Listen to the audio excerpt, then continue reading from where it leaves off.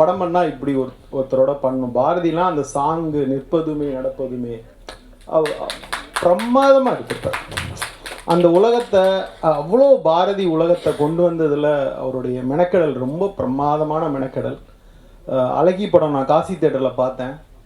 ஒரு பழைய காதலியை சாலையில் வந்து தார் போடுற ஒருத்தராக பார்க்குற நேரத்தில் அழுது கரைஞ்சு தேட்டரை விட்டு என் பைக்கை கூட எடுக்காமல் நடந்து வீட்டுக்கு வந்துட்டேன். அதுக்கு மேலே என்னால் படம் பார்க்க முடியல.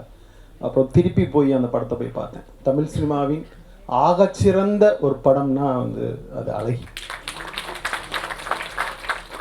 என்ன உண்மையான உணர்வோட அப்பா அப்படி எனக்கு இதுக்கு முன்னாடி அப்படி ஒரு பால்ய காதலியை ஒரு சாலையில் ஒரு காதலன் பார்க்கிற ஒரு காட்சி இடம்பெற்றிருக்கா எனக்கு தெரியல.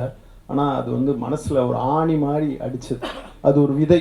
அது மாதிரி அடுத்து பல படங்கள் வருவதற்கான ஒரு விதை வந்து ஒரு அழகி வந்து அவ்வளோ அழுத்தமாக நந்திதா தாஸோட அது ஊன்றது வந்து மிக மிக மிகச்சிறப்பான ஒரு விஷயம்.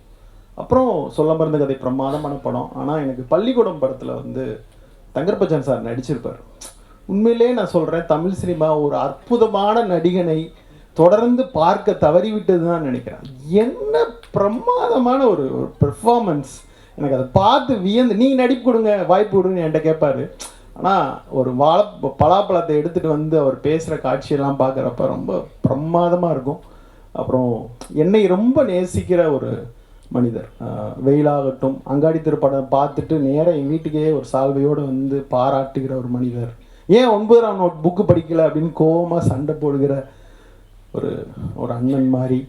அவ்வளோ இப்போ நான் கோவிடில் உடம்பு சரியில்லாமல் இருந்தப்போ ஒரு ஹோமியோ டாக்டரை சொல்லி அவர் மருந்து அனுப்பிச்சு அப்படின்னு தொடர்ந்து என் மேலே ரொம்ப அன்போடு இருக்கிற அவர் தங்கர்பச்சான் சார்.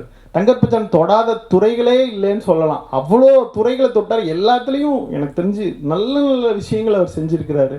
ஸோ இன்றைக்கி அவர் படங்கள் மீது நம்மளுக்கு கொண்ட பேர் அன்பு இருக்குல்ல, அந்த வாழ்த்துக்கள் வந்து விஜித் பச்சானுக்கு வந்து மொத்தமாக கைமாறும் அப்படின்னு நான் நினைக்கிறேன். ஏன்னா ஒரு முறை லிங்குசாமி என்கிட்ட சொல்லிகிட்டு இருந்தார், தவமாய் தவம் இருந்த படம் பார்த்தப்ப ராஜ்கிரண் சார் நடிப்புக்கு யாருமே தேட்டரில் கைதட்டல, அப்படியே கண்கலங்கி அழுதுட்டு போயிட்டாங்க. அடுத்த படம் சண்டைக்கோழி வருது, அவர் என்ட்ரி ஆனோடனே கைதட்டுறாங்களாம் நிமிக்கிறாங்களாம். அப்போ ராஜ்கிரண் சார் லிங்குசாமி உட்காந்து பேசுகிறப்ப, சார் தவமாய் தவம் வந்து நடிச்சுக்கு தான் சார் இவங்களாம் கைதட்டுறாங்க அப்படின்னு அந்த வாழ்த்துக்கள் எப்படி இன்னொரு படத்துக்கு கைமாறும் அப்படின்னு சொல்லுவாங்க இல்லையா, அது மாதிரி தங்கர்பச்சான் சார் இவ்வளோ அற்புதமான படங்களுடைய வாழ்த்துக்கள் வந்து அவருடைய பையன் ஒரு படமாக நடிக்கிறப்ப அது மொத்தமாக கைமாறும்னு நான் நம்புகிறேன். அப்படி வாழ்த்துறேன். இந்த விஷுவல்ஸ்லாம் பார்க்குறப்ப கேமரா ஒர்க் ரொம்ப நல்லா இருந்துச்சு. டயலாக்ஸ் உண்மையிலேயே பிரமாதமாக எழுதியிருந்தார் நண்பர் முருகேஷ் பாபு அவர்கள். ரொம்ப பிரமாதமாக இருந்துச்சு. எண்டு வசனம் ரொம்ப சிறப்பாக இருந்துச்சு.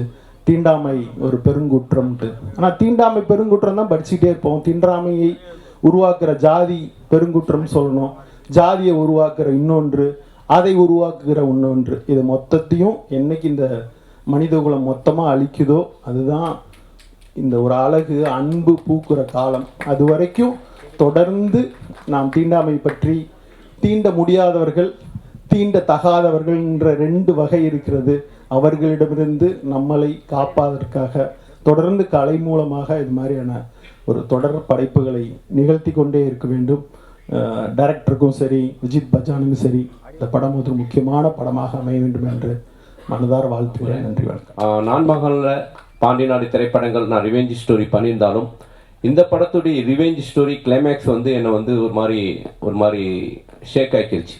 ஏன்னா அந்த படத்துடைய கிளைமேக்ஸ் வந்து இதுவரையும் நான் அப்படி ஒரு கிளைமேக்ஸை பார்த்ததே கிடையாது, அப்படி ஒரு கண்டென்ட்டை நான் பார்த்ததே கிடையாது. நிச்சயமாக இந்த திரைப்படத்துடைய கிளைமேக்ஸ் மிகப்பெரிய அளவுக்கு சோசியல் மீடியாவில் பேசப்படும், மிகப்பெரிய அளவுக்கு ஒரு வெற்றிக்கு அந்த கிளைமேக்ஸ் ஒரு காரணமாக இருக்கும் நான் ரொம்ப பிலீவ் பண்ணுறேன்.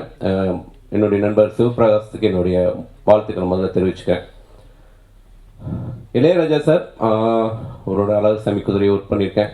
அவரை பற்றி இந்த படத்துக்கு வந்து இந்த போஸ்டர் டிசைன் பண்ண அந்த தம்பிக்கு வாழ்த்துக்கள். இந்த படத்தில் வரக்கூடிய அந்த நெருப்பு ஒரு இடத்துல வரும், அந்த இடத்துக்கு ஒரு கிளைமேக்ஸில் அந்த பர்டிகுலர் அந்த ப்ரீ கிளைமேக்ஸில் ஒரு ரீரெக்கார்டிங் பண்ணியிருப்பாரு.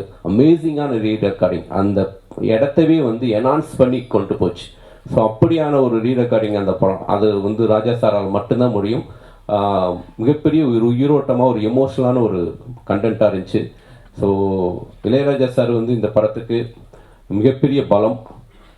டிஓபி தினேஷ், நான் அசிஸ்டன்ட் ரைட்டராக இருக்கும்போது அவரும் அசிஸ்டன்ட் கேமராமேனாக வாழ்க்கையை ஸ்டார்ட் பண்ணோம். ஸோ தினேஷ் இந்த படத்தில் வந்து ஒரு கேரளாவில் ஒரு லவ் எபிசோடு வரும், ஃப்ளாஷ்பேக் போர்ஷன்ஸ் அமேசிங்காக இருக்கும் அதோடைய லவ் போர்ஷன்ஸ். ஸோ டிஓபிக்கு என்னுடைய வாழ்த்துக்களை தெரிவிச்சுக்கிறேன். தங்கர் பச்சன் சார் வந்து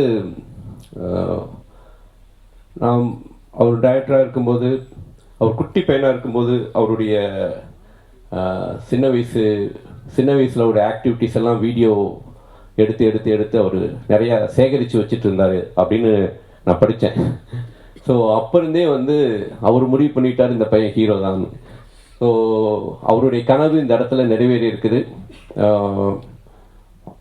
ஒரு முதல் திரைப்படத்தில் ஒரு ஹீரோவுக்கு இவ்வளோ வலுவான கதாபாத்திரம் கிடைக்கிறது ரொம்ப ரொம்ப அரிது. ஏன்னா வந்து ஒரு 20 வயசு பையனாகவும் நடிக்கணும், அதே டயத்தில் ஒரு 50 வயசு வயதானவராகவும் நடிக்கணும். அப்படியான ஒரு 2 மாறுபட்ட கதாபாத்திரங்கள், 2 கதாபாத்திரத்தையுமே ரொம்ப உள்வாங்கி அந்த எமோஷனை ரொம்ப சரியாக வெளிப்படுத்தியிருக்காரு. ஹீரோ தம்பிக்கும் என்னுடைய வாழ்த்துக்கள். தம்பி தமிழில் பேர் விட வாய்கள் வர மாட்டேங்குது.